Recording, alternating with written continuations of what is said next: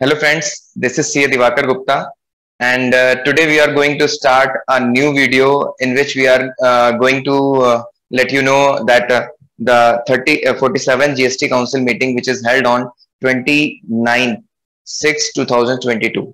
तो आज जो हमारा वीडियो है वो 29/6/2022 को जो जीएसटी काउंसिल की मीटिंग हमारी हुई है, 47th मीटिंग हुई है, इसमें जो आए कुछ बदलाव हैं उनके बारे में डिस्कशन के लिए हम यहाँ पर आए हैं। तो इनमें जो बदलाव हुए हैं बेसिकली मैं आपको बता दूं, इसमें कुछ रेट्स को लेकर के बदलाव हुए हैं। जो ऑलरेडी रेट्स थे उनमें कुछ हाइक है। उसके अलावा यहाँ पर कुछ और बातें हैं जिसमें एग्जेम्पशन विड्रॉन की बात की गई है। कुछ पहले जीएसटी ने कुछ सर्विसेज में, कुछ गुड्स में एग्जेम्पशन दिए हुए थे, उनको विड्रॉ कर लिया है। उसके अलावा कुछ नए रेट्स लेकर के ये आ गए हैं। साथ साथ एक नया हॉट टॉपिक है जिसमें दूध दही के ऊपर भी जीएसटी लगाने की बातें की गई हैं। और एक कंपोजिशन टैक्स पेयर्स जो हैं इनके लिए भी कुछ राहत, कुछ रिलीफ लेकर के आए हैं। बहुत बड़ी नहीं है लेकिन फिर भी एक अच्छा कदम है। और इसके अलावा कुछ 2-3 छोटे छोटे से पॉइंट और मैं यहाँ पे डिस्कस करने वाला हूं आपके साथ इजी टैक्स लॉ के माध्यम से। आइए हम ज्यादा टाइम ना लेते हुए सीधे मीटिंग की हाइलाइट्स पे चलते हैं। तो यहाँ पर हमारी सबसे पहली चीज जो मीटिंग में डिस्कशन हुआ है उसमें इन्होंने बोला है, ये फर्स्ट पॉइंट के ए पॉइंट में इसमें कह रहे हैं कि रेट रेशनलाइजेशन। तो रेट रेशनलाइजेशन क्या होता है? कह रहे हैं कि रेट अभी तक रेशनल नहीं थे। रेशनल का मतलब होता है कि एक ऐसे रेट जो हर किसी के लिए मान्य हो, और जो कि रेशनल नहीं थे लेकिन अब क्या कर रहे हैं, रेशनल कर रहे हैं। कैसे? जहां पर इनवर्टेड ड्यूटी स्ट्रक्चर था। अब ये इनवर्टेड ड्यूटी स्ट्रक्चर क्या होता है? देखिए, इनवर्टेड ड्यूटी स्ट्रक्चर में क्या होता है, जब भी एक मैन्युफैक्चरर की अगर हम बात करें तो वो जो भी इनपुट यानी कि इनपुट गुड्स लेकर के परचेस करके लाता है और उसको प्रोसेस में डालने के बाद में एक नया गुड्स बना देता है। तो ये कह रहे थे कि जो पीछे से इनपुट आ रहा है, इनपुट के ऊपर क्या है कि टैक्स रेट, जो ड्यूटी रेट है हमारा, वो ज्यादा है। और आगे जो नए गुड्स बन के निकलते हैं उनके ऊपर ड्यूटी रेट क्या है, कम है। तो इस चक्कर में जो हमारा पीछे से इनपुट कम है, आगे का रेट ज्यादा है, तो बर्डन इंडस्ट्री पे ज्यादा हो रहा था। तो इन्होंने क्या किया, इसको स्ट्रीमलाइन करने की कोशिश करी है, जिसको ये बोल रहे हैं रेट रेशनलाइजेशन। तो ये इन्वर्टेड ड्यूटी स्ट्रक्चर आप समझ चुके हैं। इसमें हम देखते हैं कौन कौन सी चीजें हैं। इसमें फर्स्ट पॉइंट में लिखा हुआ है प्रिंटिंग, राइटिंग और ड्रॉइंग इंक। तो प्रिंटिंग, राइटिंग और ड्रॉइंग इंक में क्या है? कह रहे हैं अभी तक जो इसका रेट था इंक का वो 12% का था, अब ये रेट जो है 18% कर दिया गया है। इसके पहले कह रहे हैं नाइफ, जो हमारे चाकू होते हैं, कटिंग ब्लेड्स होते हैं, पेपर नाइफ्स होते हैं, पेंसिल शार्पनर है, ब्लेड है, spoon, fork, ladles, skimmers, cake servers etcetera. तो यानी कि इस टाइप के जो भी आइटम है जो कटिंग से रिलेटेड है, बेसिकली इनका कहना है एक्सेट्रा। यानी कि अगर हम हार्मोनाइज इंटरप्रिटेशन के साथ जाएं तो कट करने वाले जो भी आइटम है उनके ऊपर अभी तक का जो टैक्स रेट था वो 12% था। इन्होंने बोला है कि अब इनका रेट क्या हो जाएगा, 18% हो जाएगा। क्योंकि पीछे का जो रॉ मटेरियल है वो हो सकता है कि वो 18% पे था, तो वो 6% का जो बीच में गैप था, इस गैप को खत्म करना था, तो इन्होंने इसको 12 से 18 किया है। नेक्स्ट कह रहे हैं power driven pumps primarily designed for handling water such as centrifugal pumps, deep tube well, turbine pumps, submarine pump, bicycle pump। Basically pump जो भी हैं उनकी बात कर रहा है। कह रहा है कि ये जो पंप हैं जो पावर ड्रिवन है ये पहले 12% में थे, अब इनको हम 18% में डाल रहे हैं। Machines for cleaning, sorting, grading seeds, grain pulse, machinery used in milling industry और for the working of cereals. तो ये कह रहे हैं कि जो मशीनरीज थी क्लीनिंग के लिए, शॉर्टिंग के लिए, ग्रेडिंग के लिए, इन मशीन्स के भी पहले जो रेट था वो 5% था, अब इनका रेट हम 18% कर रहे हैं। इसके बाद यानी कि इनके ऊपर एक बड़ा बर्डन डाला इन्होंने, तो 5 से 18 यानी कि 13% का इंक्रीज। उसका नेक्स्ट हमारा 5th पॉइंट है, वो कह रहा है machine for cleaning, sorting, grading eggs, fruits और अदर। यानी कि ये भी मशीनरी की बात कर रहा है, जो एग्रीकल्चर प्रोड्यूस की बात कर रहा है, एग्स की बात कर रहा है, जिसमें ये कह रहा है कि ये मशीन्स जो क्लीनिंग, शॉर्टिंग के काम आती थी, इन पे 12% का टैक्स था। अब जो इफेक्टिव डेट जो मैं आपको बताऊंगा आगे, जो कि 18 जुलाई है, अभी नीचे यहाँ पे नोटिफिकेशन में हमें मिलेगी, इसमें अब ये कह रहे हैं कि रेट अब वहां से 18% इनके ऊपर भी एप्लीकेबल हो जाएगा। उसके बाद बोल रहा है LED lamps, lights and fixtures. There metal printed circuits board. तो कह रहे हैं कि जो एलईडी लैंप्स हैं, लाइट्स हैं, फिक्चर्स हैं, मेटल प्रिंटेड सर्किट बोर्ड है, इनके ऊपर का जो ड्यूटी का स्ट्रक्चर था अभी तक 12% था, अब ये कितना होने वाला है, 18% होने वाला है। Drawing and making out instruments, तो कह रहे हैं कि जो इंस्ट्रूमेंट्स हैं उनकी जो ड्राइंग्स होंगी, उनको बनाने का जो तरीका होगा, उसके ऊपर जो भी टैक्स लगता था वो भी 12% का था, अब वो कितना होगा, 18% का होगा। उसके बाद कह रहे हैं solar water heater and systems, यानी कि अब सोलर वाटर हीटर और उससे रिलेटेड जो सिस्टम्स हैं वो भी महंगे हो जाएंगे, उनके ऊपर 12% से हटा करके 18% का ड्यूटी स्ट्रक्चर कर दिया गया है। उसके बाद कह रहे हैं prepared finished leather composition leathers, यानी कि बात लेदर की हो रही है। अभी तक जो लेदर थे उनके ऊपर 5% का टैक्स का रेट था, अब इन्होंने उसको बढ़ा करके 12% कर दिया है। यहां तक तो बात इन्होंने करी है गुड्स की। इसके बाद 10th पॉइंट जो है ये एडिशनल अलग पॉइंट है, जिसमें ये बता रहे हैं कि अभी तक जो रिफंड दिया जाता था एक्यूमुलेटेड आईटीसी का, आईटीसी मैं आपको बता दूं कि जो इनपुट टैक्स क्रेडिट होता है उसको आईटीसी बोला जा रहा है। कई कई जगह पर ऐसा होता था कि आईटीसी पूरा कंज्यूम नहीं हो पाता था, गवर्नमेंट कहती थी कि हम आपको उसका रिफंड दे देंगे अगर आप उसको पूरा कंज्यूम नहीं कर पाते हैं। ऐसा तब होता था जब पीछे के ड्यूटी इनपुट पे ड्यूटी ज्यादा होती थी, आगे जो आउटपुट बनाते थे उस पर ड्यूटी कम होती थी, तो उस केस में कुछ रिफंड दिए जाते थे गवर्नमेंट के द्वारा, जीएसटी डिपार्टमेंट के द्वारा। अब कह रहे हैं कि एडिबल ऑयल पे और कोल पे ये रिफंड आपको नहीं मिलेंगे। कह रहे हैं refund of accumulated ITC not to be allowed on following goods. तो अब एडिबल ऑयल और कोल पे ये आईटीसी आपको अब नहीं रिफंड होगी। तो आगे बढ़ते हैं सर्विसेज में। सर्विस के केस में कह रहे हैं कि सर्विसेज जो फोरमैन एक चिट फंड कंपनी को प्रोवाइड करता था, अभी तक उस सर्विस पे जो कि एक फोरमैन चिट फंड कंपनी को प्रोवाइड करता था उस पर 12% का टैक्स स्ट्रक्चर था, लेकिन अब इस रेट को बढ़ा करके 18% किया गया है। जॉब वर्क की बात करें, job work in relation to processing of hides, skins and leather, तो कह रहे हैं कि लेदर से रिलेटेड जो स्किन्स होती हैं जो एनिमल्स की, इनसे रिलेटेड जो भी हमारी प्रोसेसिंग है, इनके ऊपर 5% का टैक्स था, अब इसको बढ़ा के 12% किया जा रहा है। Job work in relation to manufacture of leather goods and footwear, तो 13 पॉइंट जो है हमारा कह रहे हैं job work in relation to manufacture of leather goods and footwear, यानी कि लेदर में देखिए गुड्स में भी। फिर उसके बाद जॉब वर्क क्या होता है, सर्विस। जॉब वर्क में बेसिकली क्या होता है कि when a manufacturer give certain assignment to other one, यानी कि जैसे अगर मैं आज की डेट में बात करूं तो बहुत से लोग क्या करते हैं कि अपना प्रोडक्ट बनाने के लिए उनके पास इतनी कैपेसिटी है नहीं, उनका प्रोडक्ट मार्केट में ज्यादा बिक रहा है, डिमांड ज्यादा है, पर वो सप्लाई नहीं दे पा रहे हैं, तो वो अपनी इंडस्ट्री के कुछ और प्लेयर्स जो कि जॉब वर्कर्स होते हैं, जो कि वही सेम प्रोडक्ट आपके लिए आपके स्पेसिफिकेशंस पे बनाएंगे, उनको दे करके बनवा लेते हैं, फिर आगे फर्दर बेचते हैं। तो वो जॉब वर्कर को कुछ पेमेंट करते हैं उस जॉब वर्क का, तो जॉब वर्कर ने जो बिल रेज किया, किसको रेज किया है, मैन्युफैक्चरर को, किस चीज के लिए, जो जॉब वर्क वो उसको दे रहा है। तो उस केस में जो है जॉब वर्कर जो भी बिल रेज करेगा, पहले 5% जीएसटी लगाता था, अब उसके ऊपर 12% जीएसटी लेदर गुड्स और फुटवेयर के केस में हो जाएगा। यही सेम चीज मैन्युफैक्चरर ऑफ क्ले ब्रिक्स, तो जो ब्रिक्स जो ईंटें होती हैं, क्ले यानी मिट्टी से बनी हुई जो ईंटें होती हैं, इनके ऊपर भी क्या कह रहे हैं कि जो उसका जॉब वर्क करेंगे उसका जो बिल वो रेज करेंगे उसके ऊपर 5% की जगह 12% का जीएसटी वो लोग चार्ज करेंगे। इसके बाद कह रहे हैं कि जो वर्क कॉन्ट्रैक्ट होंगे रोड्स बनाने के, ब्रिज बनाने के, railway, metro, effluent treatment plants और सेमेटोरियम एक्सेट्रा, तो इस चीज के लिए जो भी वर्क कॉन्ट्रैक्ट होंगे इन पे अभी तक जो टैक्स का रेट था वो 12% था, अभी 18% हो जाएगा।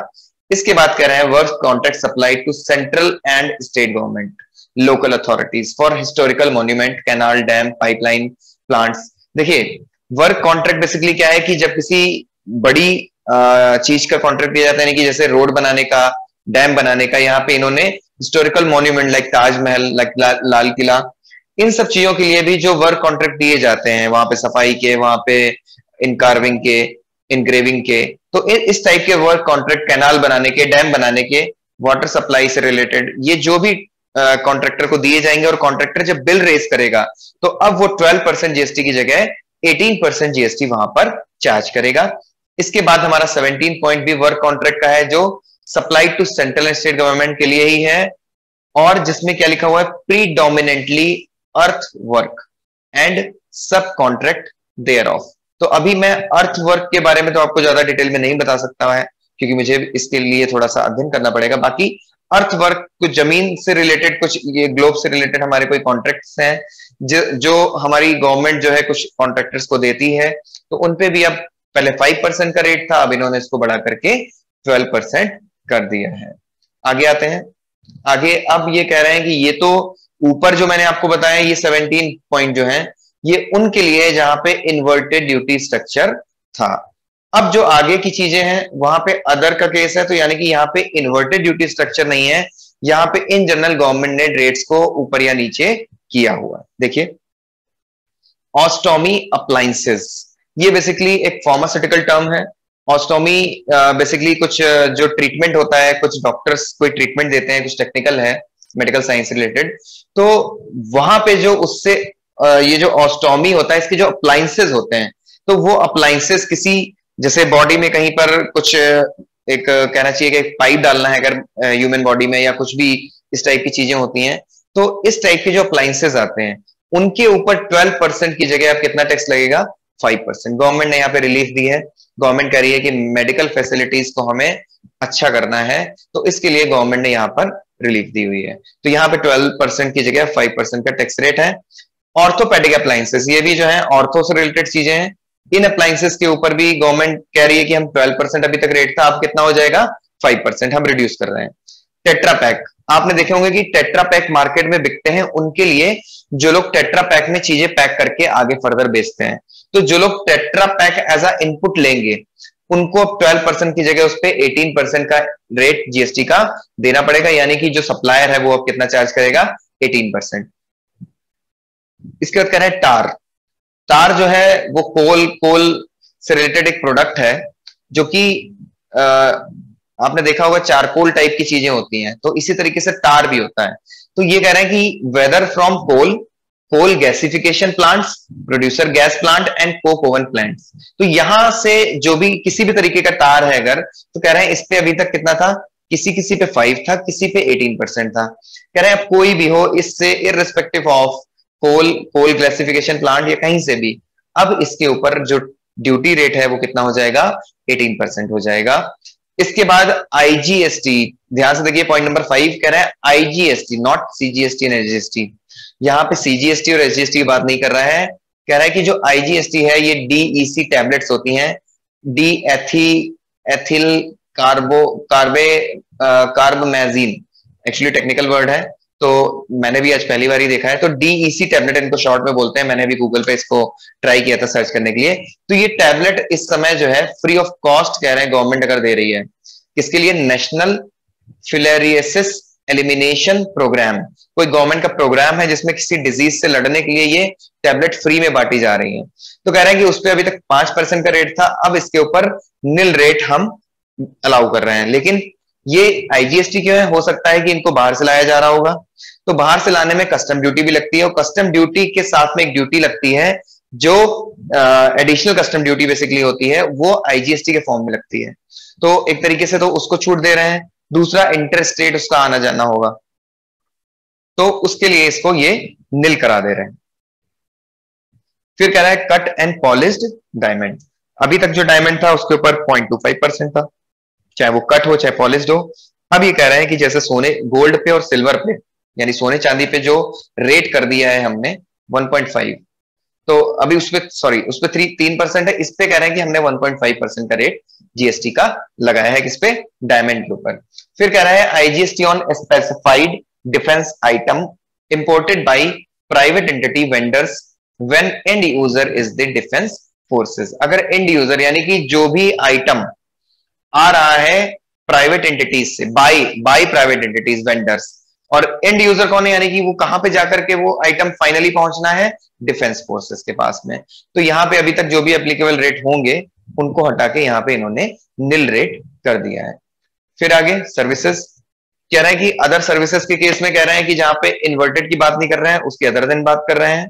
Transport of goods and passenger by ropeway, तो अभी तक रोपवे के केस में 18% का टैक्स था।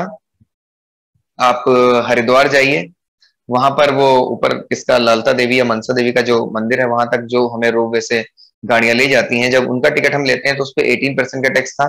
इन्होंने इस रेट को कम कर दिया है। नैनीताल में भी चलते हैं और भी कई जगह, मसूरी, मनाली, कई कई जगह पे रोपवे चलते हैं। तो ये कह रहे हैं कि जहां पे भी गुड्स या पैसेंजर रोपवे के थ्रू जा रहे हैं वहां पे जो रेट था वो 18% था, अब इसको कह रहे हैं कि 5% कर देंगे विद आईटीसी ऑन सर्विसेज, और साथ साथ इसके ऊपर इनकम जो इनपुट टैक्स रेट है वो भी मिलेगा सर्विसेज पे। लेकिन फिर कह रहे हैं renting of truck good carriage where cost of fuel is included, जहां पर हम ट्रक और गुड कैरेज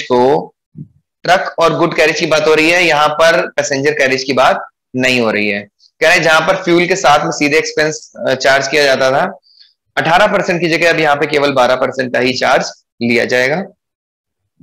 यहां तक तो कवर हो गई हमारी वो चीजें जहां पर गवर्नमेंट ने टैक्स के जो रेट्स हैं उनमें ऊपर नीचे बदलाव किए हुए थे, जहां पे 5% से 0 कर दिया, या 12 से 5 कर दिया, या 12 से 18 कर दिया, या ऐसे ही ऊपर सोन।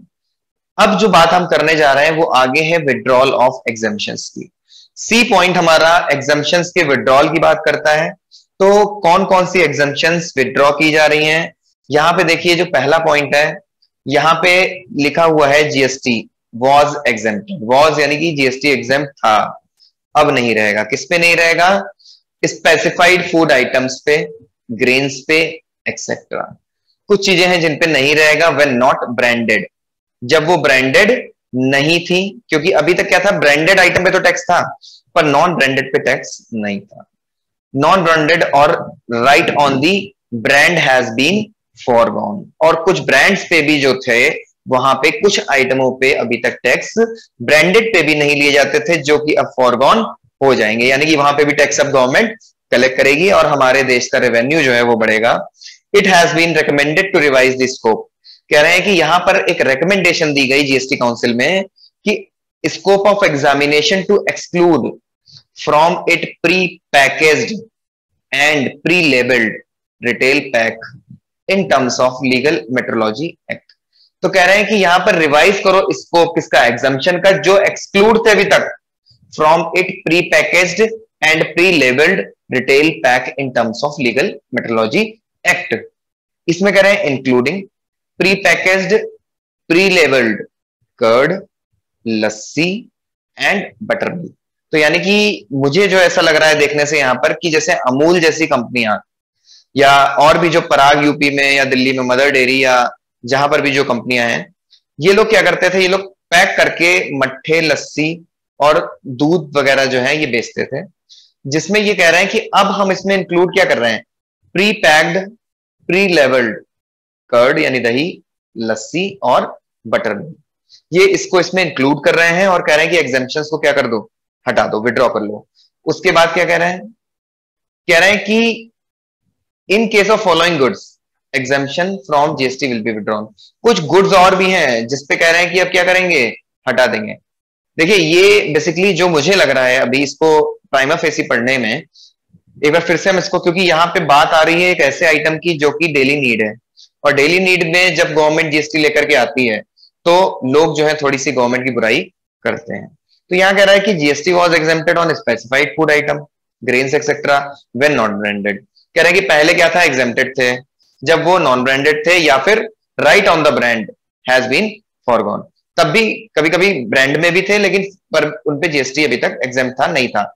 It has been recommended to revise the scope of examination. कह रहे हैं अब हम अपने स्कोप को रिवाइज कर रहे हैं एग्जामिनेशन के, to exclude from its pre packaged and pre लेवल retail pack in terms of. कह रहे हैं कि जो प्री पैक्ड है और एंड वर्ड यूज किया, देखिए एंड, प्री लेवल्ड, और जिनपे पहले से ही लेबल लगा हुआ है किसी कंपनी का, और रिटेल पैक में वो आते हैं लीगल मेट्रोलॉजी एक्ट, यानी कि उनके ऊपर एमआरपी लिखी होती है, including pre packaged, pre labelled curd, जिसमें कह रहे हैं कि क्या क्या इंक्लूड है, pre packaged, pre labelled curd. कह रहे हैं कि प्री लेवल कर्ड के ऊपर लेवल है, अगर उस पर एमआरपी पड़ी हुई है, लस्सी पे एमआरपी पड़ी हुई है और बटर मिल्क पे पड़ी हुई है, तो ये तीनों चीजें जो है अब एग्जेम्पशन के दायरे में नहीं रहेंगी।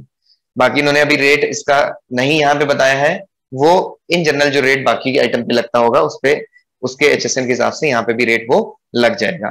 फिर उसके बाद कह रहे हैं कि कुछ गुड्स हैं जैसे चेक, लूज और इन बुक फॉर्म, अभी तक बैंक से जो हम चेक लेते थे, बैंक हमसे कुछ चार्जेस उसके चेक के काट लेते थे, उस पर कोई भी जीएसटी नहीं था। कह रहे हैं उस पर अब क्या होगा, जीएसटी इंक्लूड करा जाएगा। कुछ मैप्स एंड हाइड्रोग्राफिक और similar chart of all kinds including Atlas, wall map, telegraphic plans and globe printed, कह रहे हैं इस पे भी अभी तक जो है नील रेट था, अब क्या हो जाएगा 12% की ड्यूटी यहां से हो जाएगी। Part of goods of heading 8801, मैं आपको बता दूं 8801 में इसके अंदर जो भी गुड्स आते हैं वो आपने नाम सुना होगा बलून और बलून जैसे कुछ प्रोडक्ट्स होते हैं, ठीक है। इसको आप गूगल पे सर्च करिए तो आपको दिखेगा, इसमें बहुत सारे एन नंबर ऑफ आइटम्स हैं जो कि बलून के शेप में होते हैं, बलून है या बलून के शेप में आइटम है। इनके ऊपर अभी तक नील जीएसटी था, इसके ऊपर अब कह रहे हैं कि 18% जीएसटी हम लगा देंगे। इसको ब्लैडर बेसिकली बोलते हैं, ब्लैडर्स होते हैं, ब्लैडर गुब्बारे का ही एक शेप है जिसको ब्लैडर बोला जाता है। जैसे हमारे बॉडी के अंदर क्या बोलते हैं, बॉल ब्लैडर कुछ बोलते हैं, ठीक है। तो उसी टाइप से कुछ बलून के आकार की चीजें हैं जिसको इन्होंने अब जीएसटी के दायरे में रखा है। इसके बाद यहाँ पर कुछ और भी चीजें हैं जिसमें ये कह रहे हैं कि अभी तक पेट्रोलियम कोल बेड मशीन्स पे पेट्रोलियम के प्रोडक्ट की बात हो रही है, पेट्रोल और डीजल की बात यहाँ पे नहीं हो रही, इस बात को ध्यान दें। जितना इंटरप्रिटेशन मुझे समझ में आता है, क्योंकि अगर पेट्रोल और डीजल होता, क्योंकि वो तो पहले ही अभी जीएसटी के दायरे के बाहर है, अभी तो उसके ऊपर जो है स्टेट्स अपना अपना चार्ज कर रहे हैं वैट। तो यहां पर पेट्रोलियम का मतलब है कि पेट्रोलियम और कोल बेड मीथेन, तो पेट्रोलियम से रिलेटेड जो चीजें हैं मेरे हिसाब से वो अभी तक जो 5% के दायरे में आते थे उनके ऊपर रेट बढ़ा करके क्या कर दिया है 12%। क्योंकि पेट्रोल और डीजल पे अभी टैक्स ही नहीं था जीएसटी, तो वो 5% में नहीं थे, इसलिए यहां पर उनका नहीं होना चाहिए, मेरा मानना यह है। आगे, scientific and technical instruments applied to public funded research institute, तो इन पे कितना था 5%, जो कि अब कितना हो गया है रेट, जो भी अब एप्लीकेबल रेट होगा उस पर वो लगेगा। ई वेस्ट जो इलेक्ट्रॉनिक वेस्ट होगा, अभी तक इसके ऊपर जो है 5% की ड्यूटी का स्ट्रक्चर था, अब क्या हो जाएगा, अब 18% का इस पे स्ट्रक्चर हो जाएगा। फिर यहाँ पे कुछ और भी एग्जेम्पशंस हैं जिनको विड्रॉ किया गया है। ये एग्जेम्पशंस पहले सर्विस टैक्स में भी हुआ करती थी, जो सर्विस के केस में है, वो बाद में जीएसटी में भी लाई गई, पर अब यहां से उनको हटा दिया जा रहा है। जिसमें सबसे पहली वाली थोड़ी सी इंटरेस्टिंग है, क्योंकि जिस समय हम लोग पढ़ा करते थे उसमें बताया जाता था कि आप नॉर्थ ईस्ट जो हमारे स्टेट्स हैं और जो बागडोगरा एयरपोर्ट है जो कि वेस्ट बंगाल में सिचुएटेड है, तो यहां से अगर कोई भी फ्लाइट आप पकड़ते हैं by air to and from, चाहे आप वहां जाएं चाहे वहां से आप आए, अगर आप फ्लाइट के माध्यम से जाएंगे तो जब सर्विस टैक्स था तो वहां पे भी एग्जेम्पशन थी, उसके बाद जीएसटी आया तो इन्होंने भी उसको एग्जेम्प्ट कर दिया।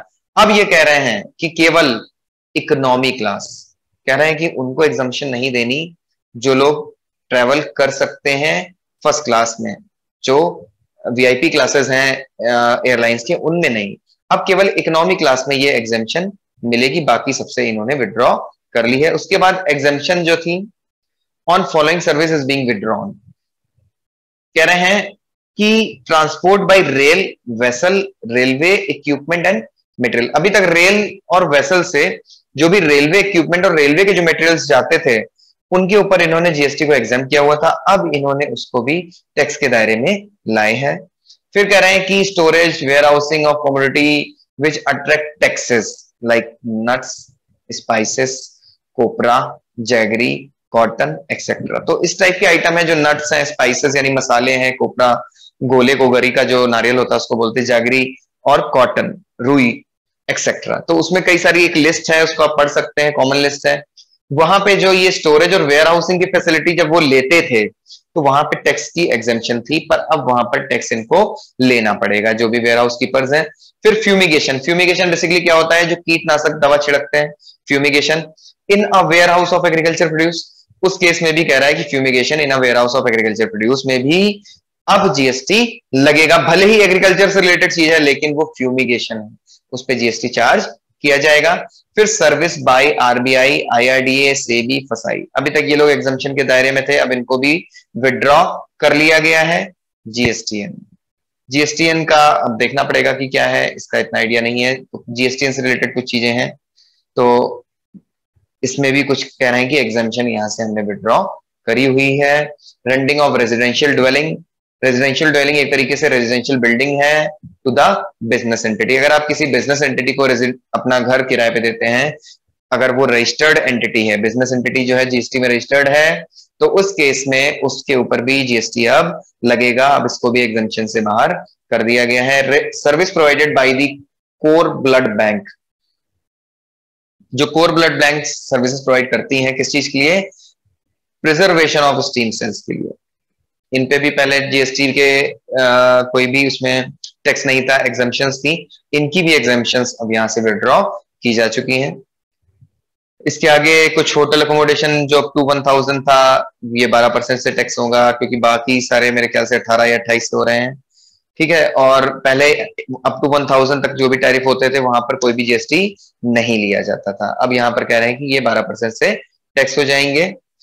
इसके बाद जो है कुछ ये बायोमेडिकल वेस्ट से रिलेटेड जो लोग कलेक्ट करते थे, अब ये एक अच्छी खासी इंडस्ट्री बन चुका है, तो गवर्नमेंट करिए अब आप लोग भी जो है 12% जो है टैक्स दीजिए, और इस पे आईटीसी हम आपको अलाउ कर देंगे। फिर कह रहा है कि रूम रेंट, जहां पर भी रूम रेंट एक्सीड करेगा आईसीयू को छोड़ के 5000 पर डे पर पेशेंट, यानी कि हॉस्पिटल की बात कर रहे हैं, 5000 रुपए से ज्यादा अगर आप पैसा ले रहे हैं, यानी कि आप तो लग्जरी दे रहे हैं, आप हॉस्पिटल कहां दे रहे हैं, तो कह रहे हैं कि हम आपसे टैक्स लेंगे। कह रहे हैं कि 5%, रूम एट 5% विदाउट आईटीसी, आपको आईटीसी नहीं देंगे, आप 5% टैक्स लगाइए और गवर्नमेंट को पे कीजिए। टैक्स एग्जम्पशन ऑन ट्रेनिंग और coaching in recreational activity relating to art and culture or sport is being restricted to such services when supplied by an individual। तो कह रहे हैं कि अभी तक एग्जम्पशन सबके लिए थी, किस चीज के लिए, लेकिन अब केवल इंडिविजुअल को ही एग्जम्पशन मिलेगी। अगर कोई कॉमर्शियल एक्टिविटी करके ये काम कर रहा है, या फिर कोई ऑर्गेनाइजेशन है या कोई कंपनी बना के ये काम कर रहा है, तो उसको अब ये एग्जम्पशन नहीं मिलेगी।